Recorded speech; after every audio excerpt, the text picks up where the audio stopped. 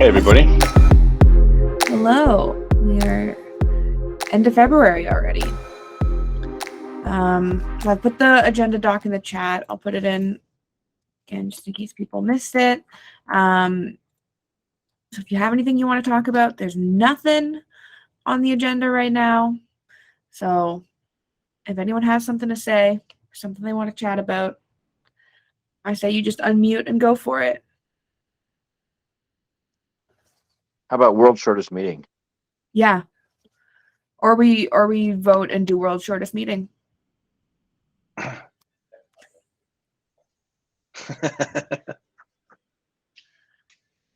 It's very tempting, isn't it? We can see a film together if we can stream one. Yeah, I don't know. It feels like these meetings are good when like things aren't going well, but things seem to be going well, knock on wood. So All right. That's how you've jinxed it. I'll ask a couple things. Thanks for that. I always love spicing things up. I don't know. I don't look at agendas. I just show up and talk. Ross likes that. You love to talk. You can talk I a do. hind leg off a donkey, bro. That's told your me that. trademark. You told me that. No, I got other trademarks. That's why I love it when you're in meetings, because I look reasonable by comparison. There you go. All right. I don't know if that's a compliment or a slight. It is a compliment. I let focus on the Hard irony when you're in meetings. Appreciate it. So we have IBC, actually, the IBC proof nodes. They just released one a couple days ago that's based off of ship instead of diffuse.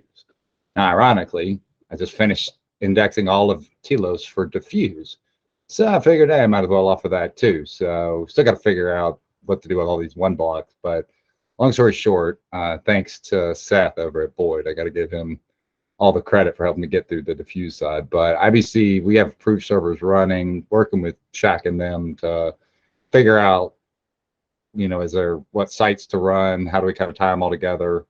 How do you pick a proof server if you want? But getting that up and going and have it on all the other chains that currently have the IBC deployed at wax whenever they get it pushed out. So we'll be offering those nodes and maybe even diffuse too.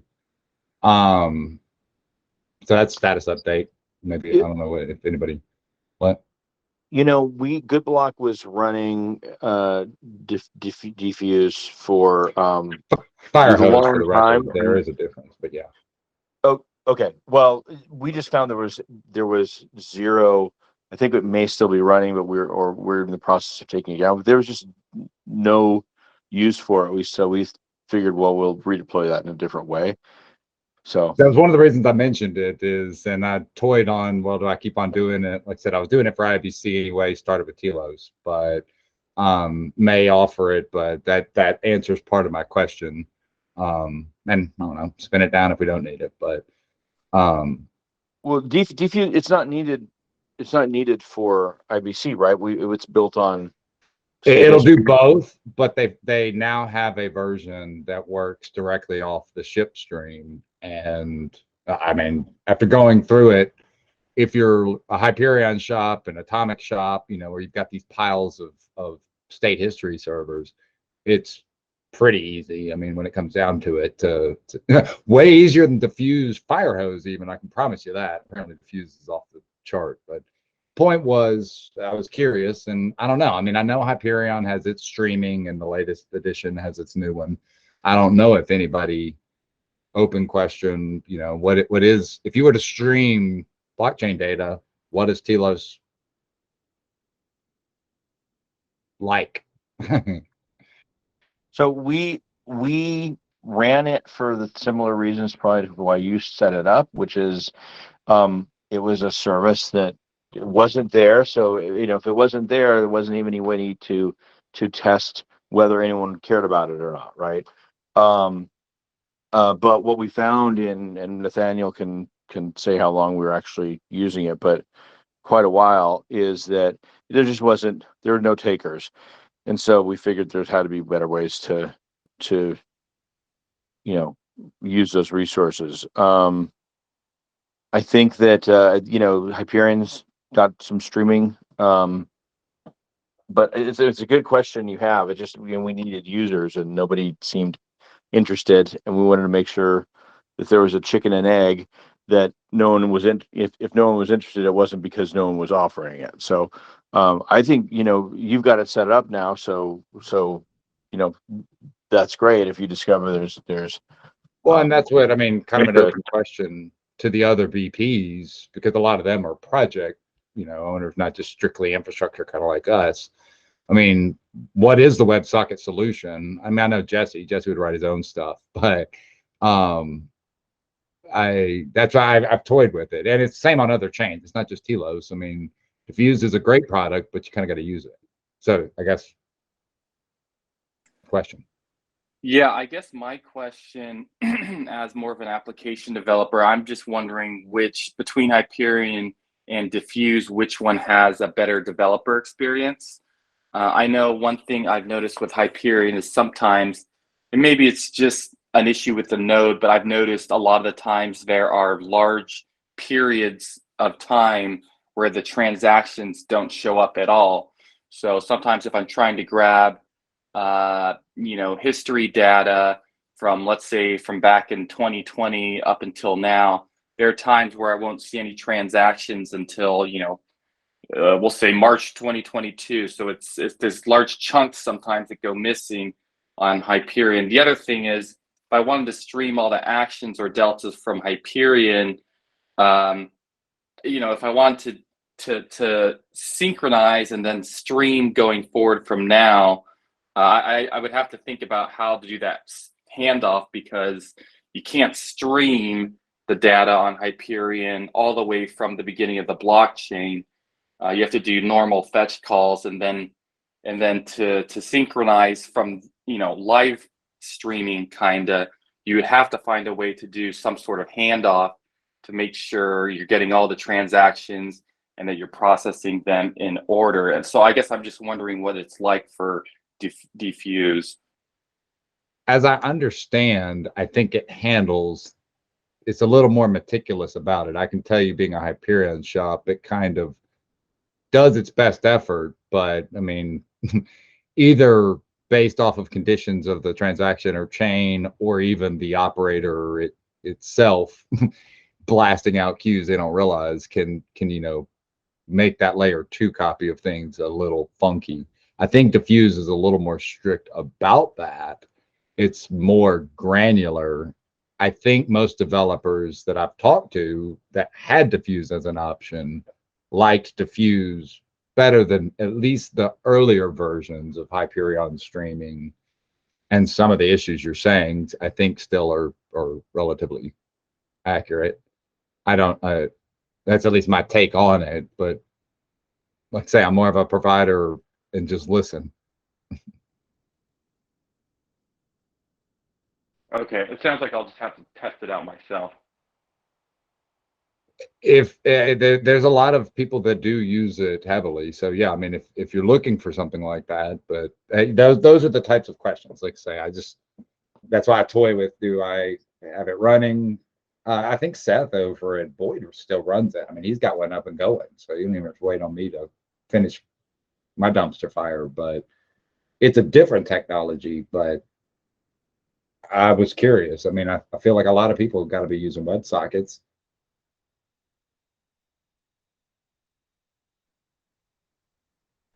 Okay, well, if I get a chance, I'll probably try testing out Diffuse just to see how it compares. Maybe I'll write up a brief little comparison, I guess.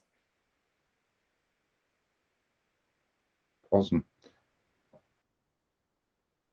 If we want to change topics, I guess the only other old news to dredge up is, y'all want to break some stuff? You love to break things. I wrote an article on one of the other chains this month on how to actually configure WebSocket support on HA proxy. So if you just thank you. I loved it. You helped me. Did I really? You never read my articles. You always say I know, too that's long. why I wanted to tell you. I read it for two things: Elasticsearch and Okay. HA proxy. Okay. I love it because when I tweet those things, HA proxy likes my tweets. So it gives me like a little nerd, like, woohoo!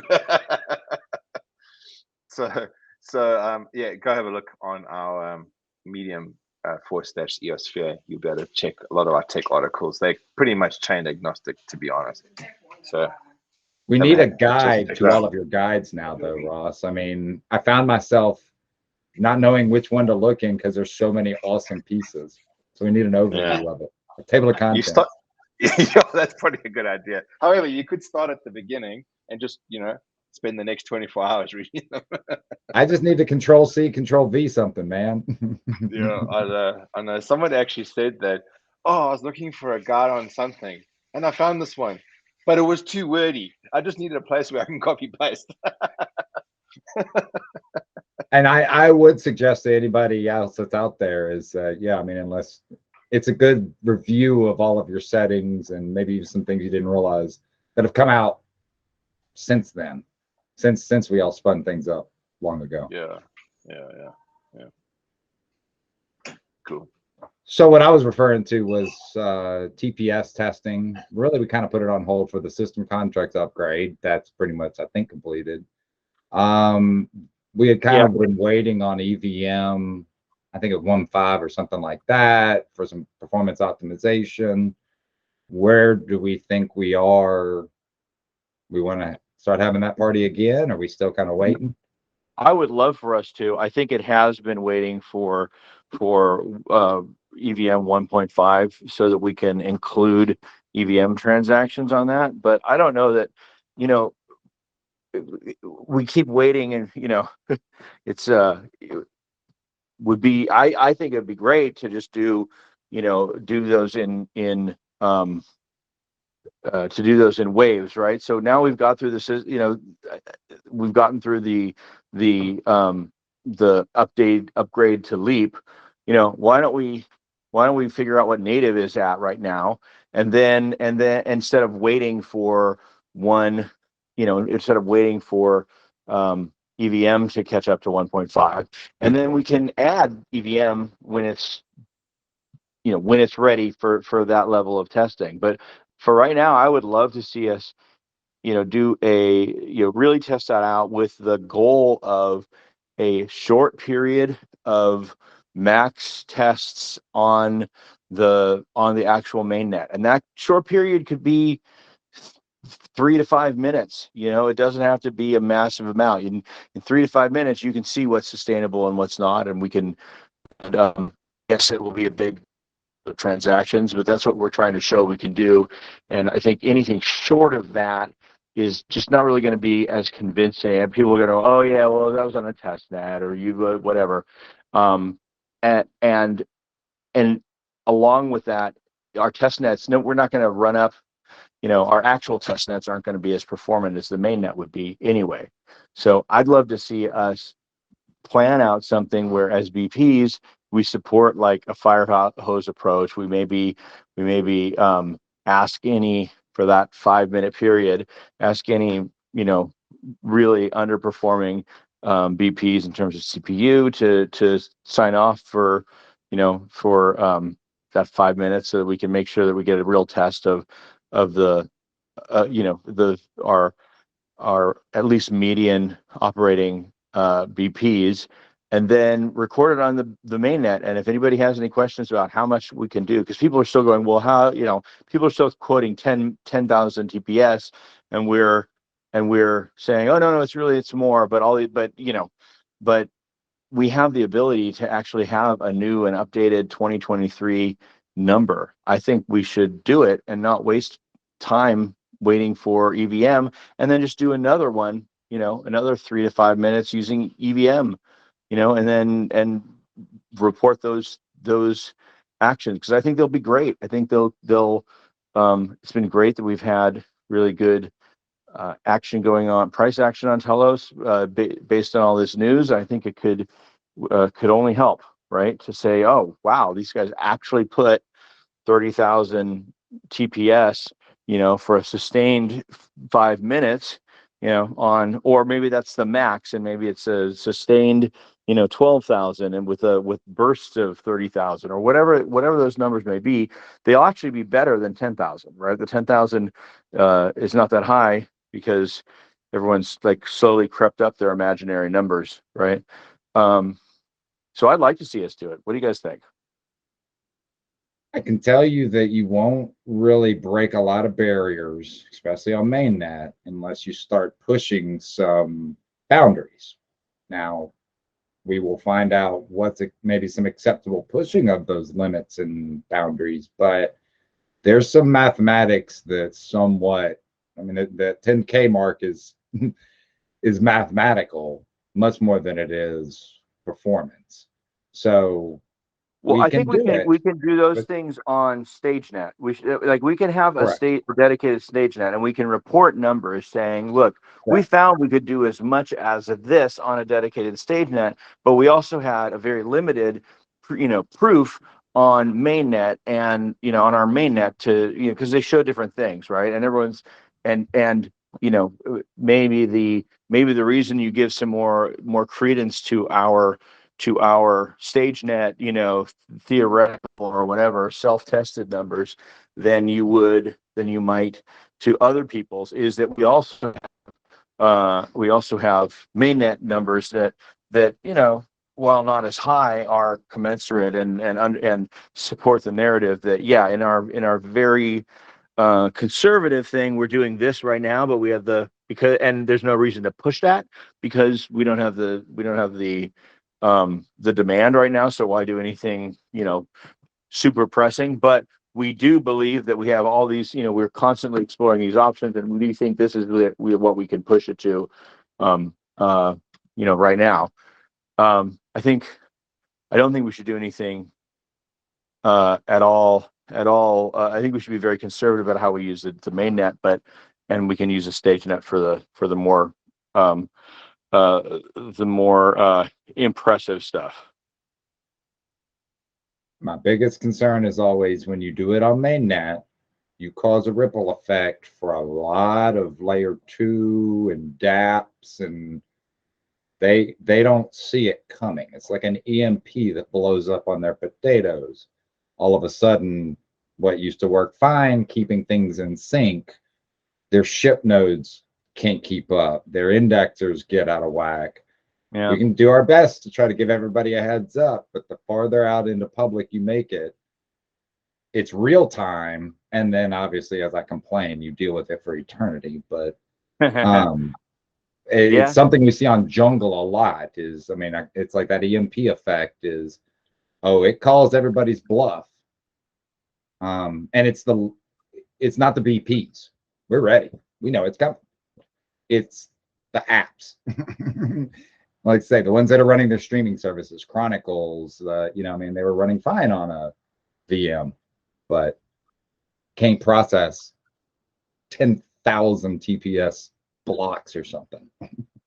Well, I actually think there's value in knowing that as well. I think that how we present it is important. Like telling, as long as that's an understood and intent. well, you and I sitting here don't make that decision. We raise the issue and see what everybody else, see what Right. everybody thinks, right? We have a lot of conflicting opinions. That's so yes, my opinion. I support whatever you want to do. Well, I think other people than us should talk about it, maybe. Now we've lost our opportunity at World Shortest Meeting. Maybe we should just maybe this is something we should talk about offline and go to just reasonably short meeting. I think it's a good idea. The only thing is that, like you're saying, maybe the best idea to approach this is offline. Maybe doing a poll on the group chat that we have with kind of everybody deciding if it's gonna happen or not.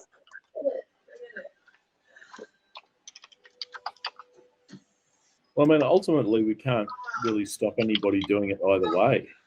So, it probably doesn't hurt to say, well, we're going to do it as a coordinated thing. We're going to give everybody plenty of notice, and it's just going to be for a very short time so we can gather some statistics.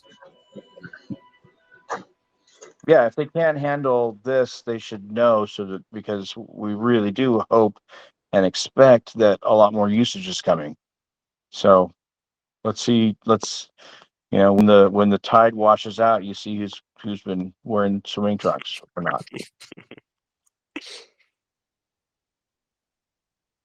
It's a fun No, you time, find- I can tell you.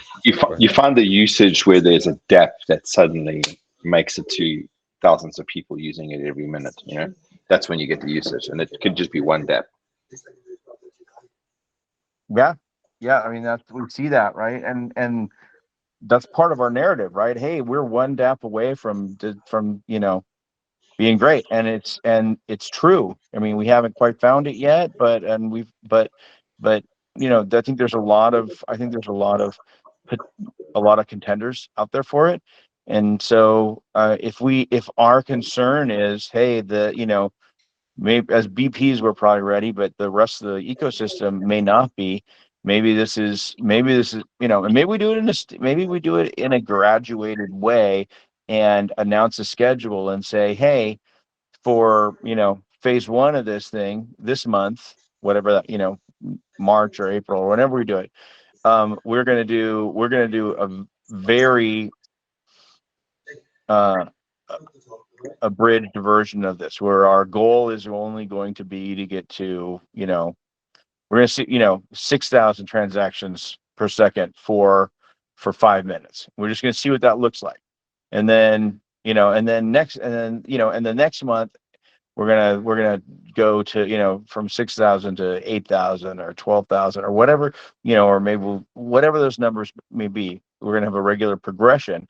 And then what that does is, the rather than having a third of our non-BP infrastructure providers fail, right, because we're going for the max or whatever that failure rate might be, we reduce it significantly. But what people see is wow, we fell out even at the lowest level. We got to get our act together. Or maybe more likely, hey, we made it publicly, but in their own private meetings, it's like, boo, guys, we barely made it. We got to do something, and give people and let people know that there's a ongoing plan, and it's going to grow over time.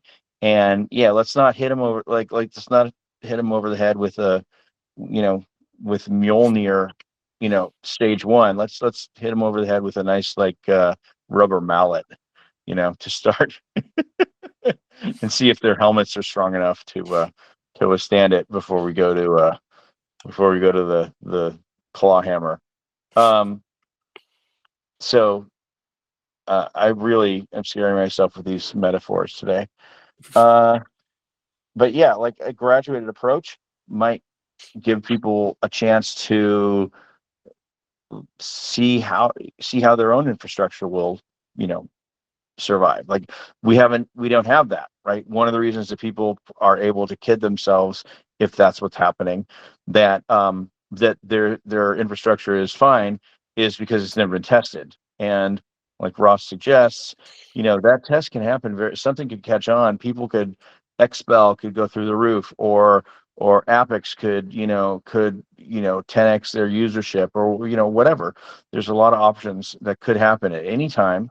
And let's make sure that the rest of that the outlying infrastructure providers aren't going to tank when that happens, right? Is there any, wild to me.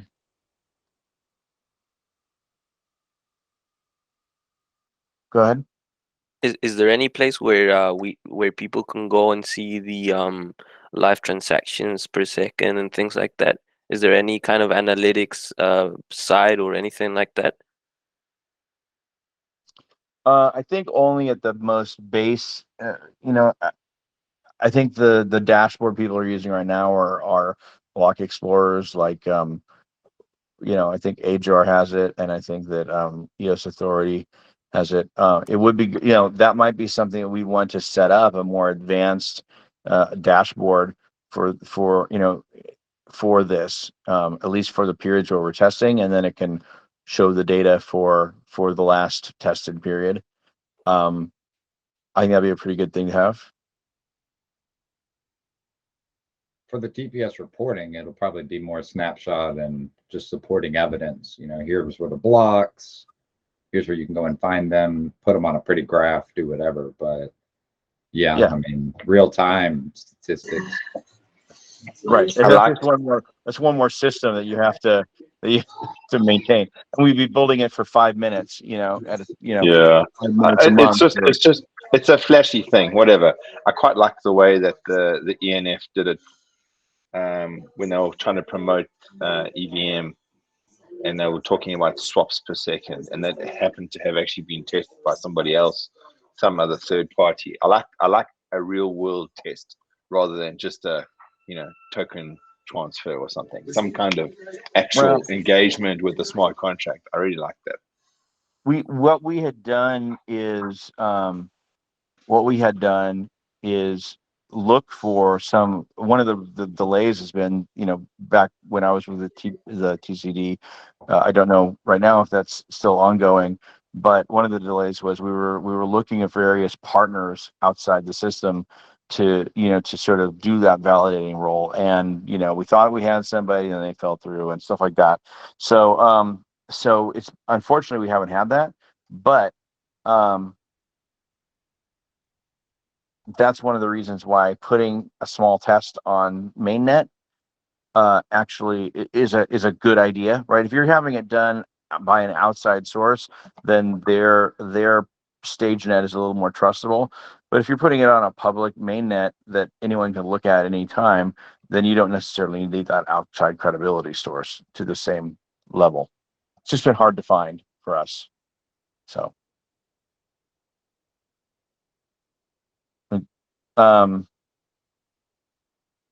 but again, those are types of things that we could also be doing once we bring the EVM part in. I did my own very cursory tests on E- on EOS EVM mainnet, and they didn't on their on testnet, and they did not match.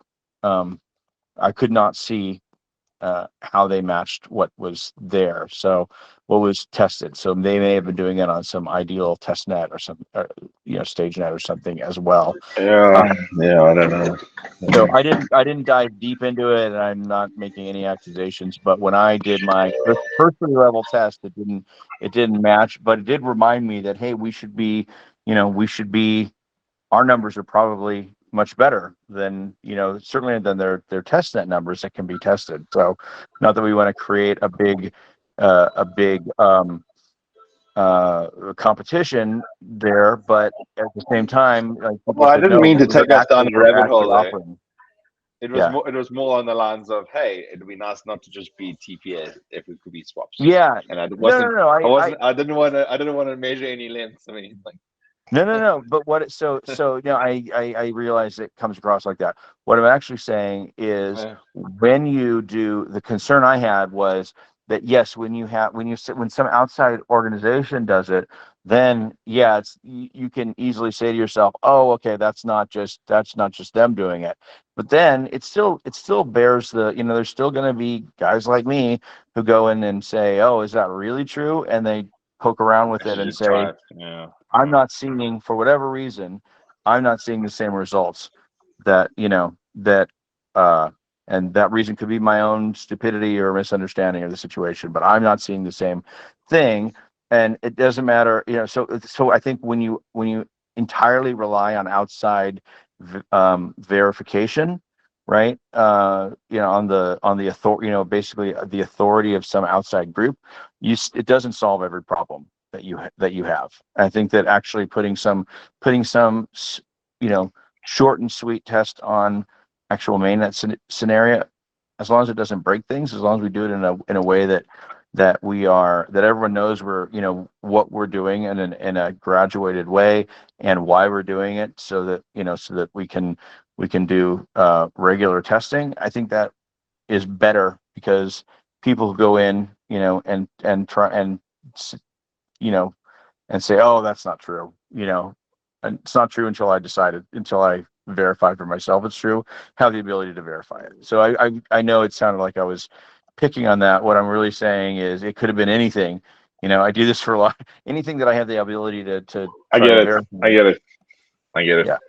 Yeah. It would be nice to also test it against what the other team tested as well. It came up in another channel. I'm sure it was you and me speaking and other people speaking around it about actually getting some apples and apples testing just to see how well ours was doing.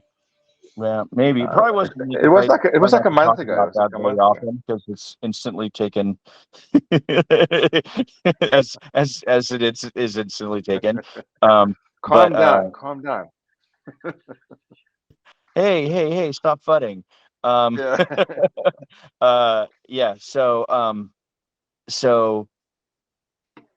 I think there might have been some discussion around that, and I just think the ability to have something publicly viewable is actually the gold standard, not some I agree. Prestigious university somewhere, saying that this is right. I think that's less.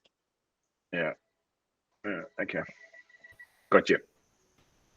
If we wanted to, we could just spin up a speedtest.net type app where people can just push a big glowing button, and then it just instantly starts hammering the chain with transactions. Oh my God! You know exactly what will happen if we had that.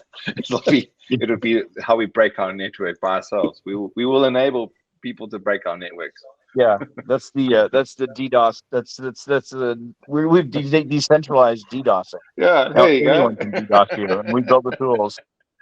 Yeah, I know. You can see how fast our chain is by breaking it. Yeah, try. Yeah.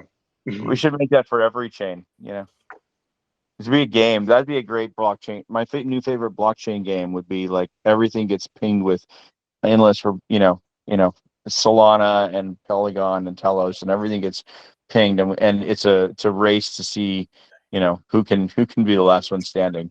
That'd be a pretty fun blockchain. Why make it just Telos? Like just have just one button and it just spams like a million chains all at once, and then shows you like graphs of all the results.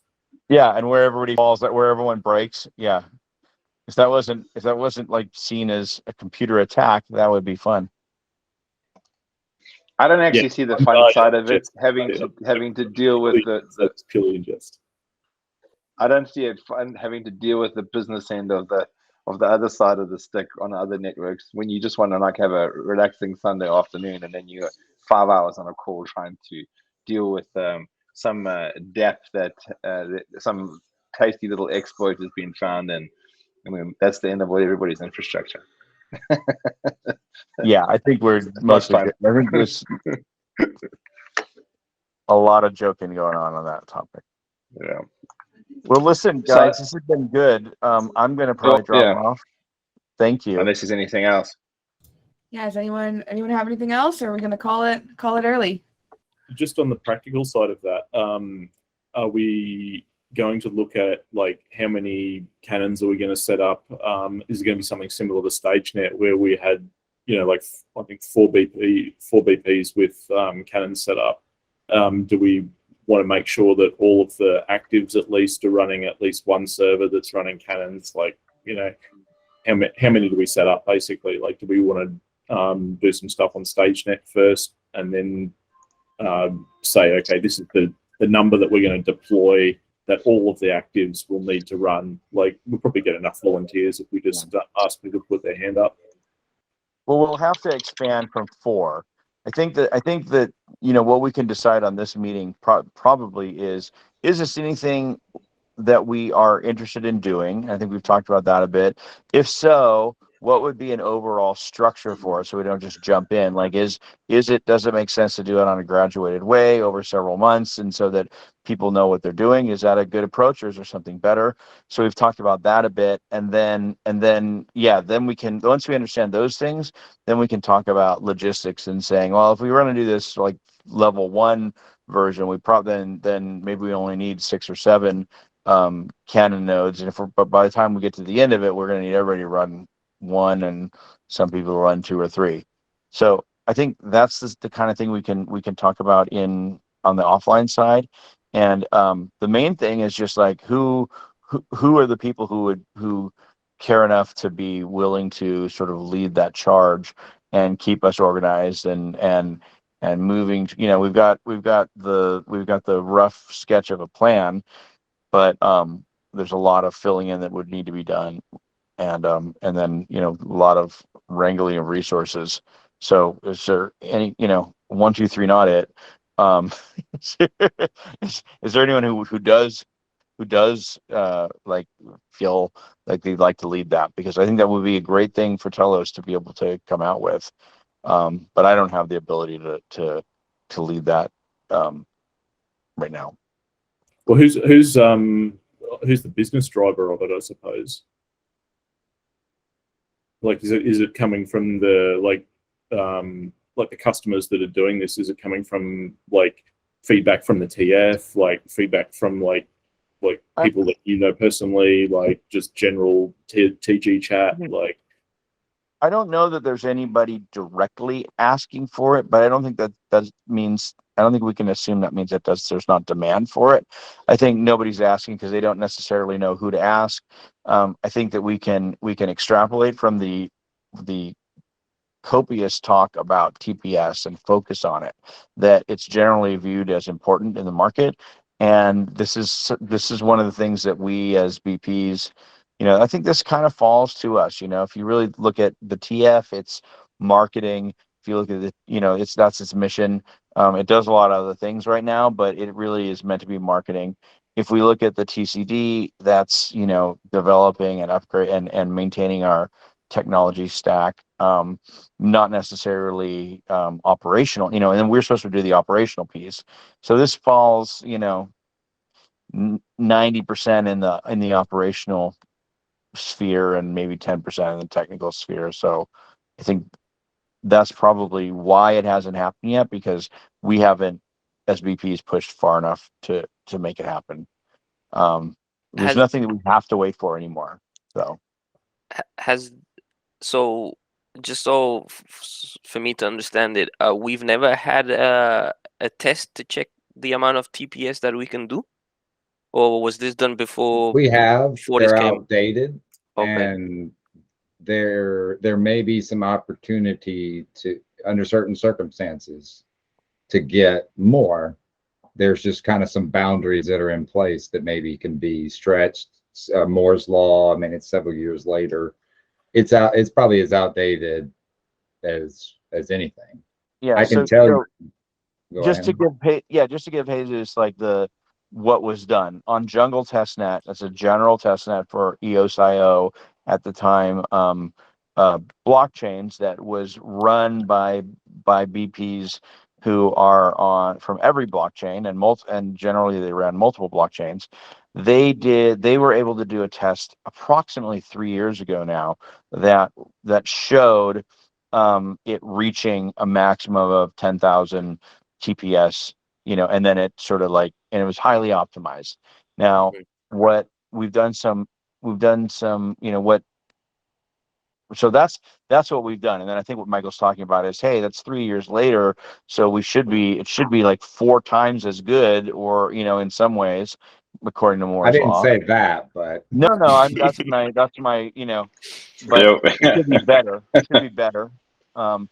Moore's law would actually say 4 times better, right? Because it doubles. I know where you got the number from. We did it the other day. Like, we did it like it was like 3-4 months ago we were doing it, right? Well, that's what I was going to say. We decided to pause because we were waiting because it didn't make any sense to do it before Leap came in, and then we got Leap in, and then we decided, and then we were saying, well, it really makes no sense to wait until EVM 1.5 is done, because that's days away. But it turned out it wasn't days away for good and viable and real reasons. So maybe this is the time back where to me now. Yeah, that's why I'm bringing it back up. Now I was going to say, well, let's just test what we can test and get a good number out. We have a basic infrastructure for this set up. Why don't we just do it? But there has been testing, but it was a long time ago. Our initial testing or fairly expanded testing shows that those numbers could be a lot better. And so we should be getting those out there. And one of the pushbacks that we get a lot from fudders or whatever is people say, well, that was a test net, or that was a long time ago. Well, that wasn't actually Telos, and so and I've been in a lot of those conversations, and they're not wrong, but it doesn't really change anything. And at the same time, we don't necessarily want to say, we do want to start differentiating, what's Telos just in terms of identity. We don't want to always rely on, well, there was this EOS, or EOS has done this Yeah. stuff. I think we should say, because there's enough differences, I think we should look at what we specifically can do, and not just be, EOS's little sister. And well, we can do that too. I think that we should see what we can do. Okay. Rhett had his hand raised, so I was going to let him jump in. Maybe he's gone. I'll say what we did last time was because I was leading it last time because somebody said they wanted TPS, and I'm like, I'm always down to break some shit. I got some hardware to throw at it. So, matter of fact, I think this game's still running. It's totally still running. Yeah, there you go, right? So what we tried to do was get, and I think it was Sakesh from TF, and just a general idea of, all right, what do you want to test? And it was, biggest block, biggest TPS, sustained, whatever. So we did define some goals of what we were trying to accomplish, and it was native and EVM. But now if we just carve out the EVM, because we were kind of waiting on all of that, we can go back and continue that tiered approach of what's the biggest, then scaling back to what's sustainable and what's not. I will say, there were several of us that were involved with it at the beginning. It's easier in that mode with a smaller group. So in my opinion, just the 4, 6, whatever that want to jump in and throw some hardware at it and kind of pay attention versus dragging everybody else in until we're ready and then preparing test net. And if y'all want to go to mainnet, so be it. But picking back up where we left back off isn't actually that difficult. Still got it in a Google Doc out there. Yeah, I think that'd be good. We don't necessarily want to, obviously we want to go, do our learnings, make some big mistakes on stage nets that don't matter. When we start thinking about deploying it, test our tests on testnet, right? And then, do a shorter, briefer, consolidated test on mainnet, just to prove that what we're finding in these other networks, also applies to mainnet. That's the goal to try to benchmark what we've got, or is the goal to try to determine if there's more that can be squeezed out in addition to, hey, look, this is a TPS watermark? Does that make sense? Yeah, to me, I think both those things happen. So at the StageNet level, we test what we could do to, we make some actual tests on, hey, if we did this, well, how much impact would it have on TPS, and how much, and what other, what else would it do, and is there a risk, or is this stuff we could do? We test a lot of things on StageNet, and then we bring some of those things that seem reasonable to testnet, and if they prove to be reasonable, then we do them on mainnet, right? So it just gets, we winnow down at each step what, how crazy we want to get, starting with pretty crazy, and very crazy, and getting down to not that crazy, because we know that these things work. But it would be great to, I think there's very little that's been done on actual optimization of certain parts of the Antelope software that have just been sort of taken as givens in the past. And so there been some questions I've asked in of the actual now ENF developers and formerly B1 developers, and asked, like, well, look, we've been hearing this for years. What's the real reason for this? And some things had very good reasons, and some things had reasons that were probably always imagined, and some things that had reasons that were that applied in a long time ago, but don't necessarily apply anymore, but we still are being guided by them. So I think that getting a sense of those would be great. And I think the best way to do it is by testing. So I would like us to test that, even if You know, even if all it does is confirm that certain things we shouldn't be doing right now, that'd be great. You know, because then we would have reasons to tell people not to do them.